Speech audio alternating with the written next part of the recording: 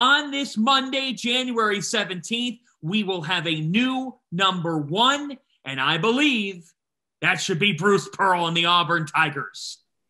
So let's get into that. Why? Why Bruce Pearl? Why Auburn? Well, I think that they're the most complete team in the country, and I think that they're a team that has proven in these recent weeks with their play, with their wins. The win in Tuscaloosa, for me, next level stuff. Because of the fact, Rob, that I think that there's a fair argument to say that they possess the most versatile 4-5 duo in America. Between the great play of Jabari Smith, his length, his skill set, he could very well hear his name called number one in the draft next June. But it goes beyond him. I look at Walker Kessler and what he does from a rim protection standpoint. If you don't have them, you've got Dylan Cardwell, who won them the game at Alabama with the game-securing block. You have a backcourt, guys, that has several candidates that could go for that 20-point performance on any given night.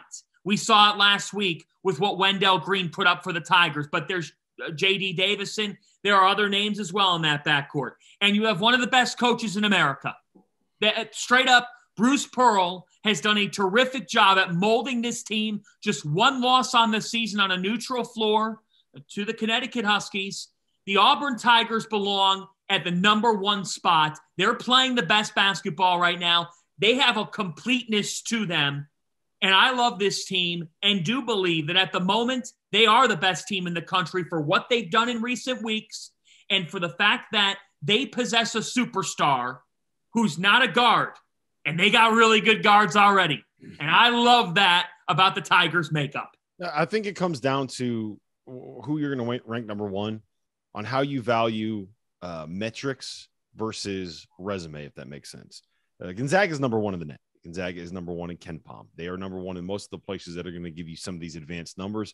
A very large reason for that is that they keep putting up 115 points on teams that they play. They completely ran BYU and Santa Clara and Pepperdine out of the gym. They are the most ruthless offense in college basketball right now. I don't really think that that's debatable. But their resume does not stack up anywhere near to what Auburn's does right now either. Here are Gonzaga's best wins this season. They beat Texas at home, which doesn't look as good as it did at the time. They beat Texas Tech on a neutral, which is pretty good, but Texas Tech also just lost to Kansas State. They beat UCLA on I guess that was at Pauley Pavilion, right? So that was looked a lot better. Was that? No, that was a neutral. That was in Vegas. That was in Las Vegas. Yeah, that was in Vegas. So they beat UCLA, which I mean probably is a really good win, but like UCLA has not been all that great this season.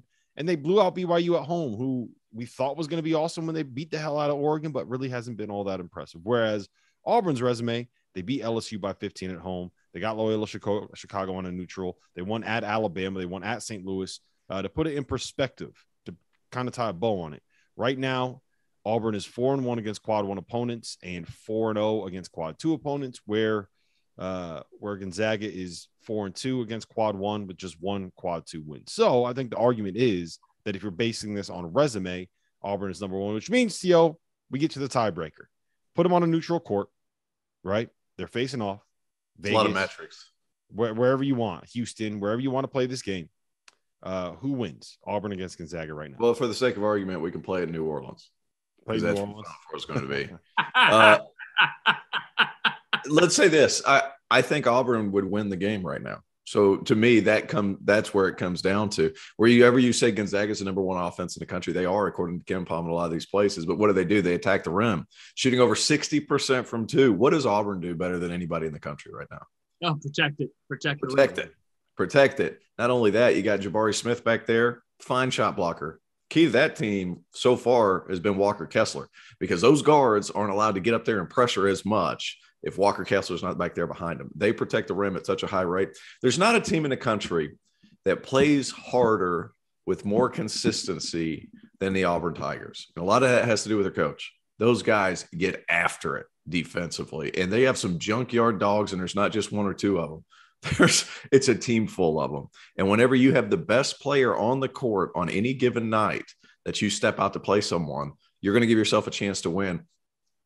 And your best offensive player is not your best defensive player. And I think the transfer of Walker Kessler has made all the difference for Auburn because it feeds right into Bruce Pearl's wheelhouse of being able to pressure opposing teams' guards, get them to make quick decisions, and you have this 7'1" guy that just blocks anything and everything around the rim. I think if the two played, I'm going to go with Auburn. Yeah, Gonzaga. Go ahead, Tio. Now, Gonzaga, I mean, they've struggled with the athletic bigs. Auburn has that. Mm-hmm. Gonzaga, like, they can throw waves of rugged guards at you to guard Nembhard. Auburn has that. Like, if those two played right now, say for the sake of argument in New Orleans, I think Auburn wins. And I love the way Bruce Pearl goes about his business. It's all energy all the time, all gas, no breaks from start to finish. Like, the energy around that program, the energy of which they play. Nobody plays harder. And Jabari Smith's a big reason on offense, and Walker Kessler's a big reason on defense. Yeah, the one thing I would say is this, to kind of play a little bit of devil's advocate here. The way that the pressing defenses work is that they rely on guards that don't make good decisions, right? They rely on you making mistakes, right? That's kind of like the core tenet of a pressing defense, right? It's like they want to make your guards make mistakes. And I think that Gonzaga has enough good guards that I don't necessarily see that rattling them, right? Like, I just think Andrew Nembhard, you're not gonna get him out of what he kind of wants to do, right? Like, he's a fourth-year McDonald's All-American that has played in a national title game. Like, that dude's gonna do kind of what he wants. I think that we still have a ceiling there because I can't imagine that Nolan Hickman is not going to continue to improve now that he's going to get like 20 minutes a game and all of these blowouts that they play. Blowouts. That's another reason their metrics are fantastic, because I know we were on the show the other day with Prom, and Probe's like, hey, man, there's some good teams. Prom's a former coach, like a former head coach. If guys run good stuff, those teams are good teams. It doesn't necessarily, those two don't necessarily correlate. I get it. Guy is a really good coach.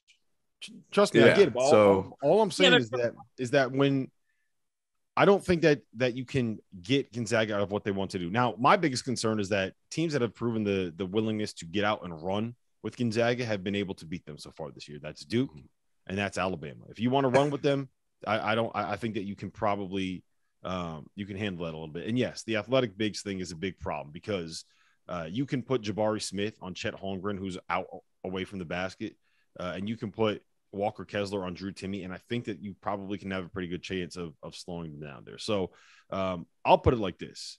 I don't think that there's necessarily a wrong choice for number one. I would probably go with Auburn as a slight favorite over Gonzaga at this point. I would not quibble with anyone that went with Gonzaga over Auburn. I just want this game to happen. We got to find a way to make this game happen. Like, I'll call up Bruce Pearl, I'll call up Mark Few. I told Goodman to do this on After Dark on Saturday. Put him on a text thread. Tell him, if you guys have any kind of cancellations coming up and you have a free weekend, just go play it somewhere, right? You could broadcast it on the field of 68. It's hard right now, though. We'll put Fence on the call. Yeah, but well, I don't want to hear your excuses, T.O. Come on, I need this energy, baby. Let's go. It's Monday morning. We want Gonzaga, Alabama, or we want Gonzaga, Auburn, right here on the Field of 68 Network. Imagine, imagine. That'd be good. Picture this, T.O. Picture this. We have Gonzaga playing Auburn on the Field of 68. John Fanta on the call. Current Raycom Sports color commentator Terrence Oglesby breaking it down. How many? If that happened, Fanta, how many times would T.O. call Katie Johnson nightmare fuel? over under on 2.5, at least per half. But here's the thing. It would be fun. And I want that game to happen. And I hope it happens in New Orleans. I hope – here's the beauty of this sport this year.